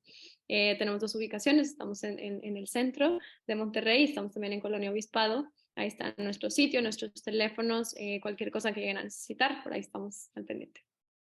Muchísimas gracias, Balbina, por compartirnos esta información. Y antes de cerrar la sesión, quisiéramos dar espacio a si alguien tiene alguna pregunta, la puede hacer en el chat. Y también pedimos que no se vayan, que se esperen unos minutos para dar cierre y poder terminar con cierta información también que queremos compartir con ustedes. ¿Alguna pregunta que haya por aquí?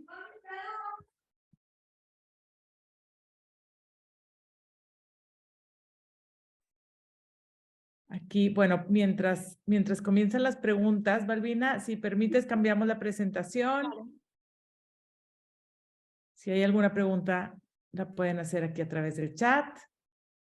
Agradecemos tan valiosa información que nos compartiste y también el que hayan estado con nosotros acompañándonos. Pau nos va a compartir la presentación y también si hay alguna pregunta, quisiéramos hacer, así como al principio que contestaron una pregunta inicial, los quisiéramos invitar a ahora contestar qué tan informados se sienten en el tema, te sientes en el tema de prevención de maltrato, violencia y abuso sexual infantil al terminar esta sesión.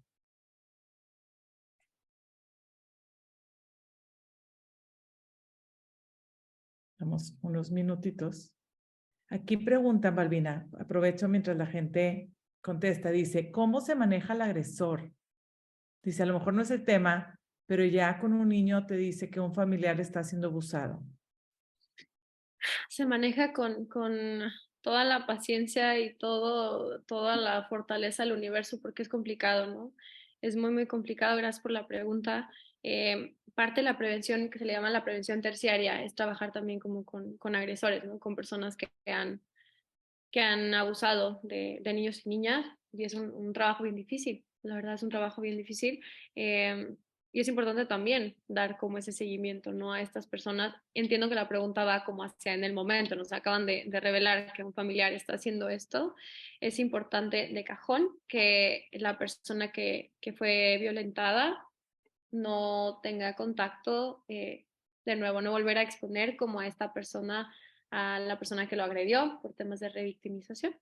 ¿Sí? Entonces, ya de ahí temas legales, bueno, no estoy tan segura, pero estoy segura que los límites claros, la claridad y la apertura,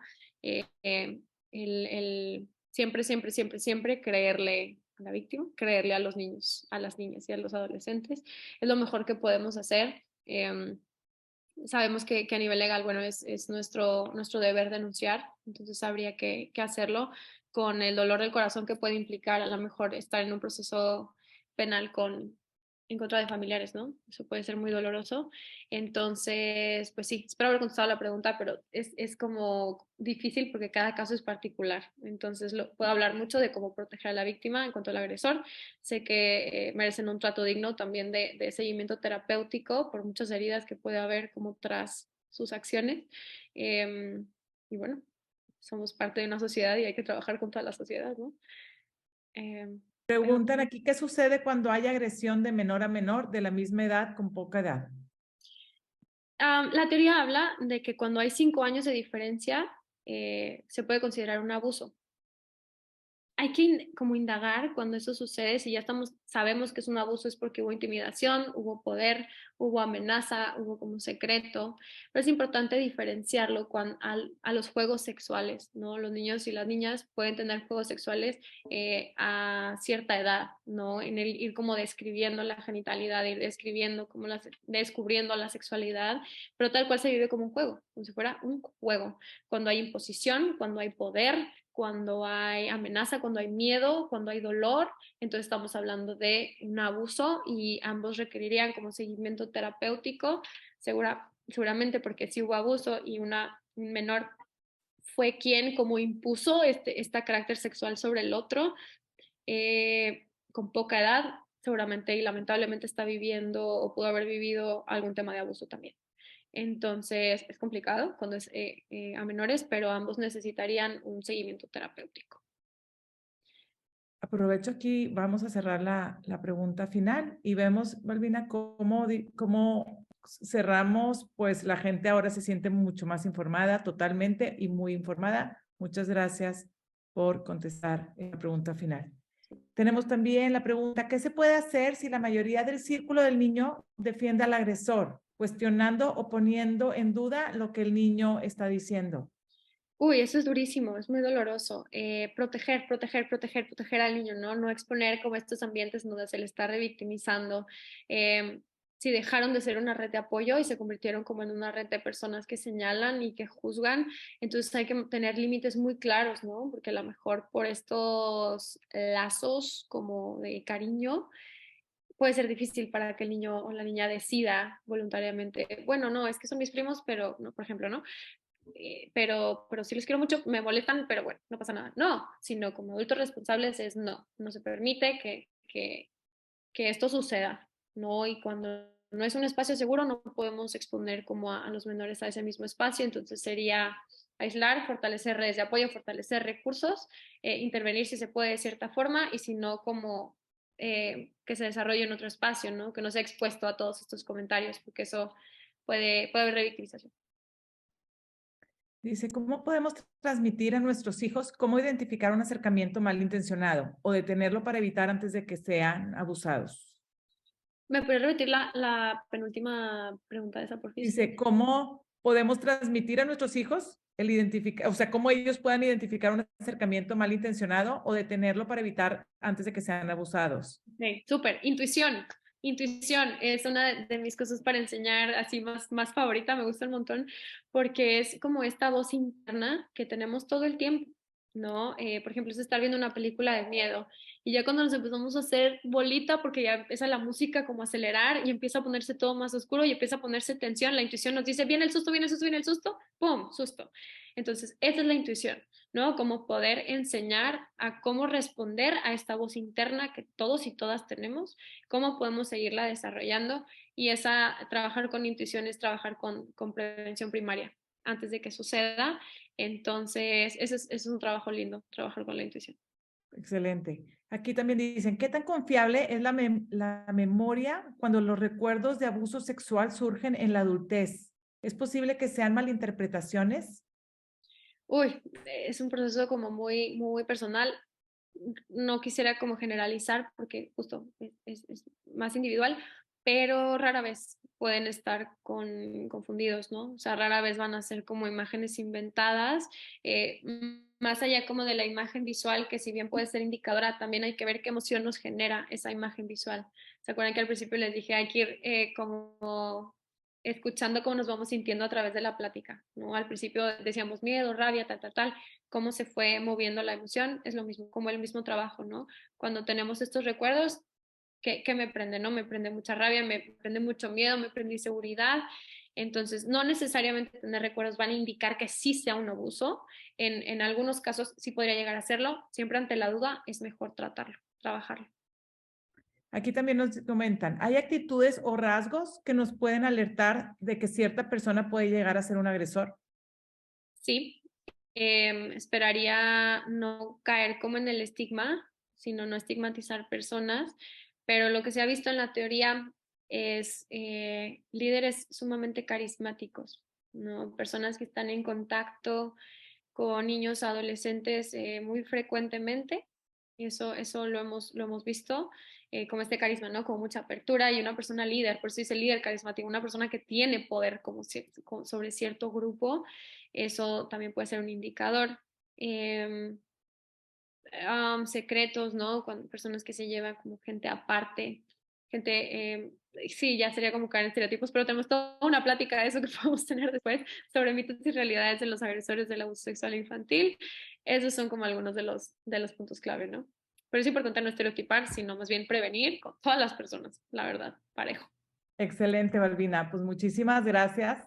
Queremos irnos con la reflexión y nos gustaría invitarlos a pensar en estos últimos minutos en qué nos llevamos de este día, qué de lo que aprendimos, de lo que escuchamos, qué podemos poner en práctica en mi casa, y la verdad agradecería si nos pueden en el chat compartir con qué compromiso me voy, tanto con mis hijos, con mis alumnos, con mis sobrinos, el seguir cuestionándonos cómo expresamos nuestras emociones en la familia, como comentaba Balbina, cómo generar ambientes protectores, el pensar qué prácticas podemos cambiar, que a lo mejor frases que estemos usando y que ahora nos brincaron y decir, no, no la vuelvo a decir, o con quién podemos compartir este tema.